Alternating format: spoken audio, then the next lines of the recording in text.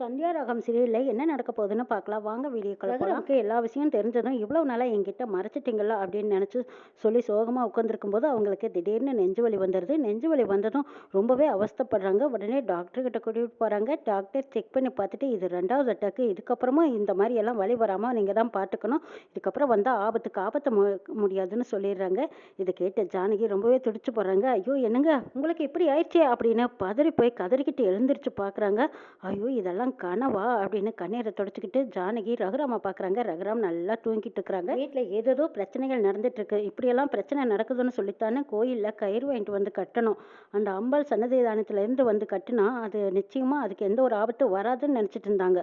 ஆனால் அதுக்கப்புறம் அவர் என் மேலே கோவப்பட்டு அந்த கயிற்றையும் கழட்டி வீசிட்டாரு. கயிற்றை வீசினதுக்கப்புறம் ஏதாவது ஒரு பிரச்சனை இவருக்கும் வந்துட்டே இருக்கு, தடங்களும் ஆகிட்டே இருக்குது. எவ்வளோ சொன்னாலும் இவரும் ஏற்றுக்கிற மனநிலைமையிலும் இல்லை. அந்த தாயே துணைன்னு சொல்லி தாலியும் கழட்டி கோயிலில் உண்டியிலையும் போட்டேன். அதுக்கப்புறம் அந்த கார்த்தி தனா கிட்ட சரியான பிரச்சனை பண்ணிட்டு இருக்கான். அந்த வீடியோ ஆதாரத்தை இவங்க அப்பா கிட்ட காட்டுறேன்னு சொல்றானே, அப்படி ஒரு வேலை காட்டிட்டா நிச்சயமா இவர்னால அதை ஏற்றுக்கவும் முடியாது, தாங்கிக்கவும் முடியாது. மானம் மரியாதை கௌரவம் எல்லாம் போச்சுன்னு தன்னோட உயிரை கூட பெருசா நினைக்காம உயிரே போனாலும் பரவாயில்லன்னு நினைச்சிடுவாரு. இப்போ என்ன செய்யறது? இந்த கார்த்தினால எவ்வளோ பிரச்சனை, இதெல்லாம் தாங்கிக்கவே முடியலையே. அப்பதான் இந்த பிரச்சனைக்கெல்லாம் ஒரு முடிவு கிடைக்கும், தீர்வு கிடைக்கும்னு தெரியலையே அப்படின்னு சொல்லிட்டு ஜானகி அம்மா பூஜை ரூமுக்கு முன்னாடி போய் சாமிக்கு முன்னாடி நின்று அழுதிட்டு இருக்கிறாங்க. கடவுளே ஏன் தான் என் குடும்பத்துக்கு பிரச்சனை மேல பிரச்சனை வந்துகிட்டே இருக்குதுன்னு தெரியல. பாவம் தனாவும் கதிரும் வீட்டை விட்டு வெளியே போனதுக்கு அப்புறம் அவங்க 2 பேரும் சந்தோஷமா தான் வாழ்ந்துட்டு இருக்காங்க. இந்த கார்த்திகை எப்படியோ உள்ள தட்டி போட்டாச்சுன்னு நான் நினைச்சிட்டு இருந்தேன். ஆனா இப்போ அவன் அசால்ட்டா வெளியில வந்து சுத்திட்டு இருக்கான். தனாவுக்கு பிரச்சனை மேல பிரச்சனை கொடுத்துட்டு இருக்கான். பத்தாததுக்கு அந்த வீடியோ ஆதாரத்தை வேற நான் வெளியிடுறேன்னு சொல்லிட்டு இருக்கான். இந்த விஷயம் மட்டும் அவருக்கு தெரிஞ்சதுன்னா நிச்சயமா அவர்னால தாங்கிக்கவே முடியாது. அவரோட உயிரை நீ தான் காப்பாற்றணும். அவருக்கு இந்த விஷயம் தெரியாத வச்சிருக்க வேண்டியது நீ தான். எப்படியாவது எங்களுக்கு பாதுகாப்பா இருக்கணும்னு வேண்டிக்கிறாங்க ஜானகி.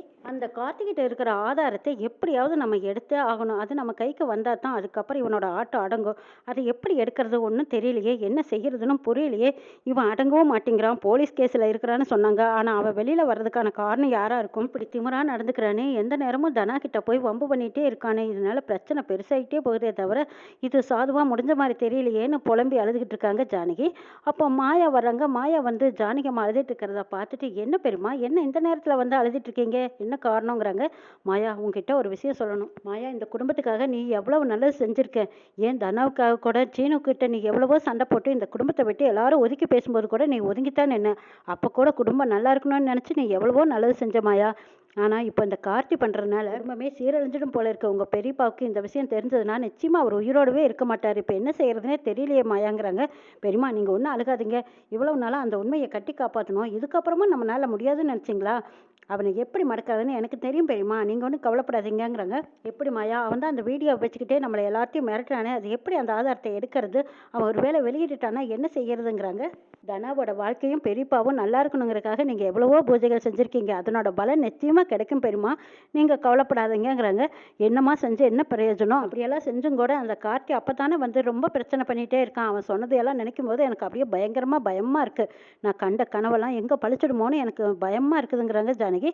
நீங்கள் ஒன்றும் பயப்படாதீங்க பெரியம்மா, அப்படியெல்லாம் ஒன்றும் நடக்காது. பூஜைக்கு இன்னும் 2 நாள் இருக்குது. அதுக்குள்ளேயே அவனை நம்ம ஏதாவது ஒன்று பண்ணிடலாங்கிறாங்க.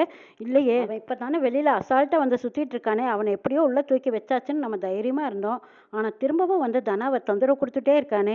கதிர் எந்த நேரமும் நம்மளுக்கு காவல் இருப்பானா? பாவம் தனா இப்படி பயத்தில் இருக்கா பாருங்கிறாங்க ஜானகி. இந்த கதிர் நம்ம குடும்பத்தை பழிவாங்கிறதுக்காக அவன் எந்த எல்லைக்கு வேணாலும் போவான். இதுக்கு புவனேஸ்வரி துணையாக இருந்துக்கிட்டு அவளுக்கு சப்போர்ட் பண்ணிட்டு இருக்கிறா. எப்படியாவது இதை தடுத்து நிறுத்தி ஆகணுமாயா? இதுக்கு ஏதாவது ஒரு வழி சொல்லுங்கிறாங்க ஜானகி. தெரியுமா, நீங்கள் பயப்படாதீங்க. கார்த்தி அந்த மாதிரியெல்லாம் செய்யக்கூடியவன் தான். அவனுக்கு எப்படி வழிக்கு கொண்டு வரணும்னு எனக்கு தெரியும். நீங்கள் இப்போ கவலைப்படாமல் போய் தூங்க.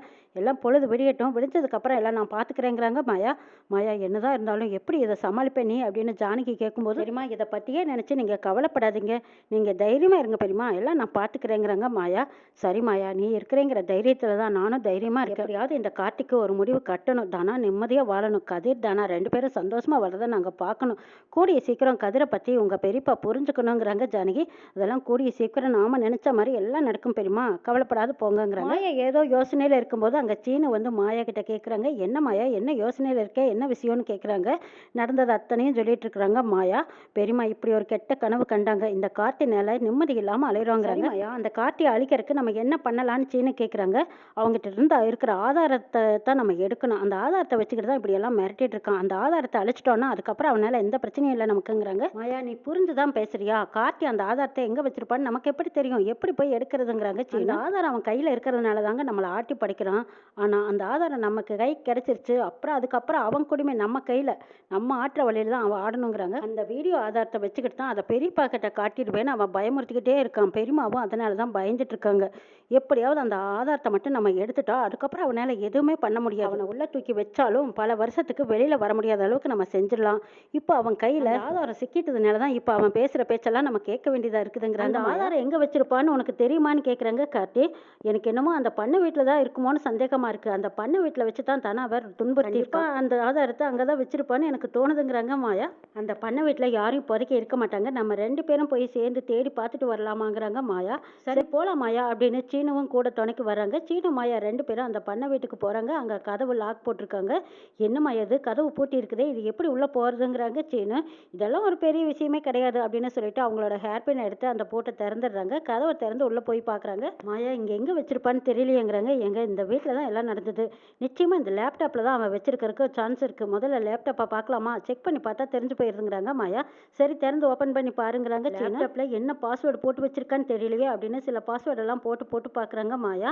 எது போட்டுன்னு திறந்தே பார்க்க முடியல. அதுக்கப்புறம் அங்கே பார்த்தா சத்தம் கேட்குது. என்ன சத்தம்னு சொல்லி சீனு ஜன்னல் வழியாக வந்து பார்க்குறாங்க. அங்கே புவனேஸ்வரியும் பரமேசும் வரதை பார்த்துட்டு மாயா, புவனேஸ்வரியும் பரமேசும் இங்கே வந்துட்டு இருக்காங்க மாயா. அவங்க கண்ணில் படாமல் எப்படியாவது நம்ம தப்பிச்சிடணும், தெரிஞ்சால் நம்ம மாட்டிக்குவோங்கிறாங்க. இந்த பக்கமாக ஒரு வழி இருக்குது, லேப்டாப் எடுத்துகிட்டு நம்ம வெளியில் போகலாம், நம்ம வீட்டில் கொண்டு செக் பண்ணி பார்த்துக்கலான்னு சொல்லிட்டு லேப்டாப் எடுத்துக்கிட்டு மாயாவும் சீனுவும் வெளியில் வந்துடுறாங்க. இங்கே புவனேஸ்வரி பசுபதி 2 பேருமா சேர்ந்து இந்த ரூமுக்கு வராங்க. என்னது கதவு திறந்துருக்குங்கிறாங்க. ஒருவேளை நம்ம போகும்போது போட்டாமல் போயிட்டுமா அப்படின்னு புவனேஸ்வரி சொல்கிறாங்க. இருந்தாலும் இருக்கலாம் போனா அப்படின்னு சொல்லிட்டு 2 பேரும் பேசிகிட்டு இருக்கும்போது புவனேஸ்வரிக்கு ஒரு ஃபோன் வருது. ஃபோனில் பேசிகிட்டு இருக்காங்க. பசுபதி முன்னாடி வந்து பார்க்குறாங்க. யாரோ இங்கே வந்துட்டு போன மாதிரி இருக்குங்கிறாங்க. புவனேஸ்வரி பார்த்துட்டு அப்படியெல்லாம் யாரும் வரலன்னு, நம்மளை தவிர யார் இங்கே வந்துட முடியும், கார்த்தியும் ஜெயிலில் இருக்கான், அப்படி இருக்கும்போது யாரும் இங்கே வர வாய்ப்பே இல்லை, நம்ம தான் வந்திருக்கோங்கிறாங்க. புவனேஸ்வரிக்கு ஃபோன் வந்து அதை அட்டன் பண்ணி பேசி முடிச்சதுக்கப்புறமா கதவை திறந்து பார்த்துட்டு ஆமாம் நீ யாரோ வந்திருக்காங்கன்னு சந்தேகப்படுறாங்க புவனேஸ்வரி. மாயா கையில் கார்த்தியோட லேப்டாப் சிக்கி இருக்குது. திறந்து பார்க்க போகிறாங்க. என்ன நடக்குன்னு